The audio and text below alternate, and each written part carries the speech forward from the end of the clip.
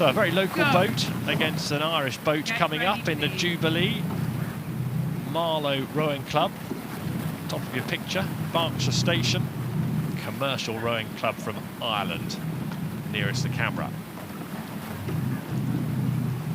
Slightly cooler day for those who have to lie face down on the pontoons holding the... I've got to get myself a go at that, Sarah. You know people here. You can get me that gig for one afternoon. It needs to be a sunny afternoon. They're called Tom and Charles and Chris and Jeff. Well, if any of them ever phone in sick, give me a shout. I quite fancy that. It's got to be a sunny day, though. You get a gilet as well, Tim. Oh, I like a gilet. Marlow Rowing Club just having a little look towards the middle of the water, but they've got their steering sorted out, and in this Jubilee race, there they are, the Marlow boat. They will know this stretch of water so well, just 3 or 4 miles downstream where Marlow are based. And Commercial Rowing Club have a slightly more sluggish start to this race. So interestingly, Commercial, we saw them race yesterday, and they were losing to the barrier in that particular race against Sir William Perkins, and they came back through. So watch them closely in the second half. We saw that happen yesterday, but Marlow didn't race yesterday because they were one of the selected crews. They were held back in the draw by the stewards, and so they're expected to be one of the favoured crews. So let's see what they come into this. And with that brings its own pressures, doesn't it? The rowers, the athletes will be so aware that they are, a favoured crew, if you like, one of the favourites. And look, they're good for their tag, aren't they? Here, they've had a barnstorming start there. But it does bring a different sort of pressure when you're expected to perform. Yeah, and interesting in this Marlow boat, I think we need to look at. They've got Della Luke in there, a famous name. David Luke is her dad, Miriam Luke, Miriam Batten, as was is her mum, and Gwyn Batten is her aunt. It's a steady pedigree. She may have seen a few rowing races in her time. If she was a racehorse, she'd be worth a fortune. And of all these racers, she's the only one actually who's raced in the regatta before. She had that experience, obviously, in the 2019 just keep regatta. an eye on the steering from Marlow, because they've gone on a crazy route here, out into the middle of the water, and the umpire agrees with me. Out comes the white flag. Marlow, and they need to get back to the right of the picture, and they are doing that now. They're correcting themselves. Well, they've got enough of a lead to have a little meander every now and again, but that wasn't the plan, I'm sure.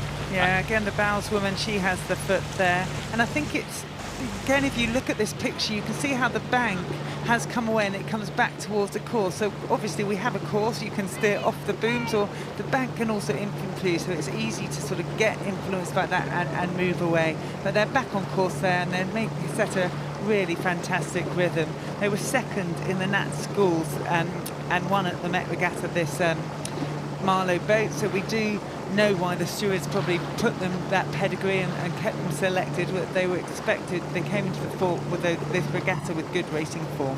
So when you were rowing this stretch of water regularly, I know you still do recreationally rather than competitively, but during a raw regatta, what did you use for navigation and to help you with your steering? Because I mean, the booms is the obvious thing, because they're gun barrel straight, aren't they? Whereas if you start using the bank, as you say, there is a little bit of curvature in the bank.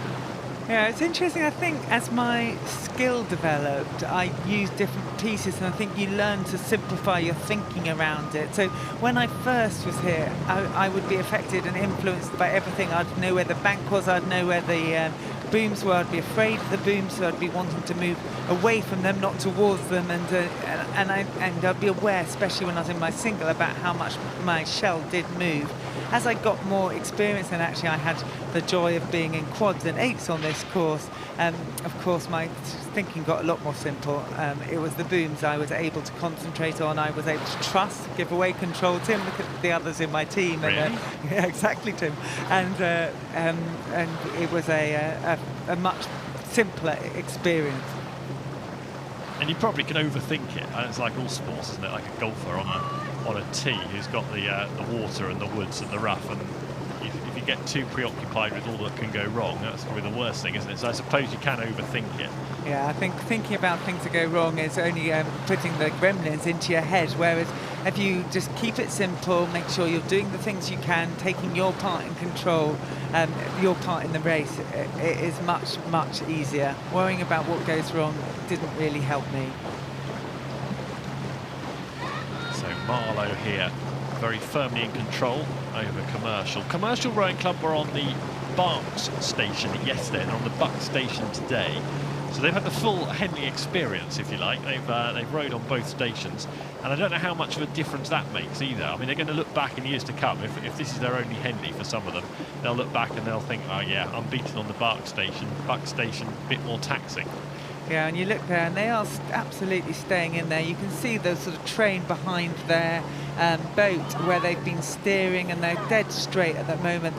They've got their boat in good space, and they are keeping their rate up, they're keeping the effort up, and they'll be looking to challenge this Marlow crew. They won't care that it's selected. They'll know that they rode through a crew yesterday, and they'll be looking to do everything they can to stay in contention. Really good, strong rowing by these women.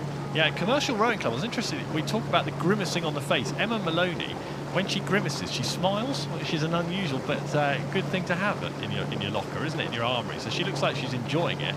There she is, look. In the stroke seat, she smiles, doesn't she? There is somewhat a moment of enjoyment in it, though, because you have trained for this moment, you've worked so hard for this moment, and these women have waited a long time for this moment, so you absolutely want to get to that point where actually it does hurt. You're ready because you've taken your body so many times here in training. And look at this Marlow crew. They have got a really nice, long, loose scope. We should talk about the other crew members as well. Good experience in here. Amy Furlong, a GB and France match in 2019, so she has got those international offers. And Isabella Sellers, who's competing in her first international, first HRR here. So that's the Marlow boat, who have dropped the rate, reducing the rate, and they've got the opposition very firmly in their sights. Commercial Rowing Club there. Sisters in the stroke seat and three seat. Emma Maloney, I mentioned, the smiler at the front of the Commercial boat, and Effie Maloney, her sister, her older sister. And then you've got Grace Healy, and Tavy is in the bow seat. And it's interesting where the sport of rowing, which absolutely we know gives people so much, is also taking this crew. So in Marlow we see that Della is off to the University of California, Berkeley in mid-August, so I suspect she will be a student athlete there looking to continue her rowing there. And also Amy Furlinger, she's going to California, Berkeley in 2026 she intends to. 2026? Apparently on the bike, I'm going with that. That's some planning.